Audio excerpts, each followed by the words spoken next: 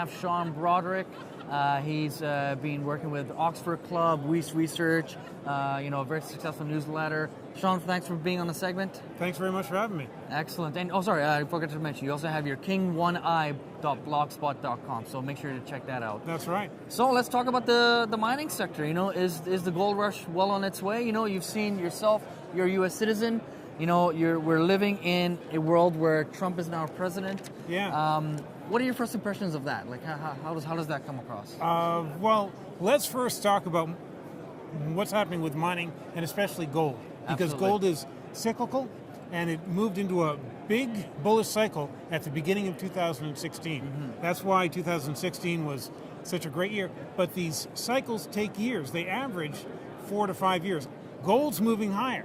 And so, yeah, we'll have pullbacks. Yeah, we'll have consolidation periods. But over this cycle, over the bullish cycle, the easiest path for gold is higher. And so when you have that happening, a lot of things start to look doable, and a lot of people start to look smart, right? Mm-hmm. Isn't it great to have gold go higher? Yep. As for Trump, he's certainly been good for the stock market, not so good for tourism. If we can get him to stop tweeting, then probably things will calm down and stuff like that. But I'm sure that investors in the stock market can't have any complaints about what he's doing, and I would love to see more stuff made in the U.S. Maybe we'll have that too. Interesting. But is this positive or negative in the long term for precious metals? You mean Trump? Yes. I have to think. Longer term, I don't know. In the short term, it is probably positive, simply because he tends to make investors nervous. Yeah. And so that tends to juice things up. And also, the things that he's talking about are inflationary. And in fact, I have a great chart on inflation expectations around the world. They are soaring. Now, part of this is the big commodity bull market that's taking place. Prices for a lot of things are moving up. We should talk about other metals besides gold. Because there is some fantastic stuff going on out there. Right. And as inflation comes in, people take gold as a hedge. And so, interest rates may rise, doesn't matter. When people are worried about inflation, they buy gold. And so that's the thing that, at least in the short term, the next couple of years, should be very good for it. Good. And then let's talk about now in your recent prior interviews, you talked about support levels, and it's a great time to invest in the sector. What do you mean by that, and what are you looking for? Well, we are speaking in March, which is traditionally a bad time for gold, right? And we're seeing some of the pullback we always see in March, and we're at the PDAC. God, if ever there was a sign that gold's going to go down, it's that they hold the PDAC and it plummets right afterwards. It always does. Yeah. But it will probably go down and probably test support around 1,200. That would be my guess. But I can tell you this, April is a great time to buy gold.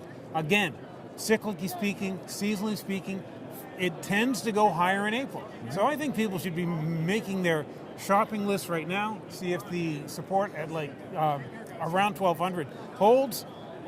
Who knows if it really plunges? I don't think we're that lucky, because then everything's on sale, right?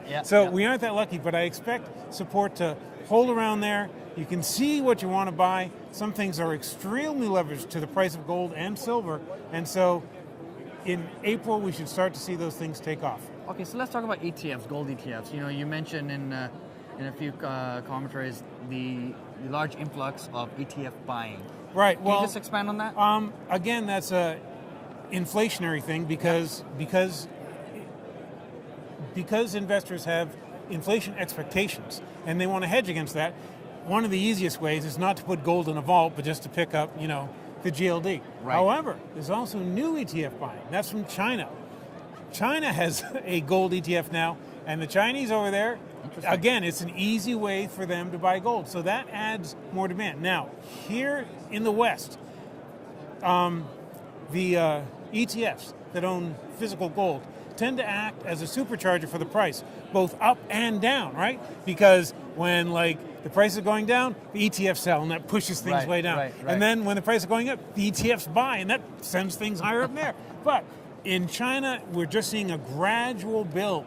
So over time, if that trend continues, that should be pretty bullish. It's still early in the game there. We'll have to see how that plays out, but it's definitely a force to be reckoned with. Okay, so what's your outlook going forward then in terms of the precious metals and the miners? Well, you know, are we truly out the floodgates fully open? We are in the beginning of a 4 to 5 year bull market cycle in gold. 2016 was the first year. For it to end in 2017 would be extremely peculiar. Mm-hmm. It should be a good year. I'd expect to see 1350 at some point this year, maybe later on in the year, something like that. That would not surprise me at all.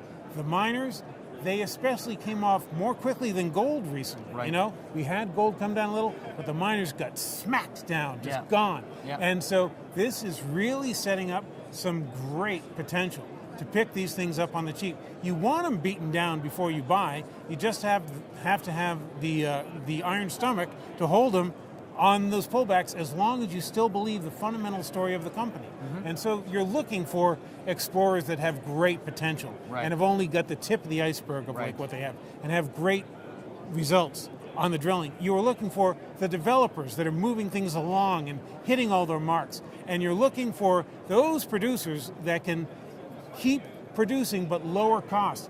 Cost control is so essential nowadays. There's a lot going on with technology in the field that's really lowering costs. And those companies that are doing it well are going to be real leaders because their profit margins widen like the Grand Canyon as the price goes higher. Absolutely. Well, if you want to find out more information on Sean's commentary, visit king1i.blogspot.com and you can contact him directly and get some more feedback and ask him specific questions on how you should play this market coming forward in 2017. You can also follow me on Twitter.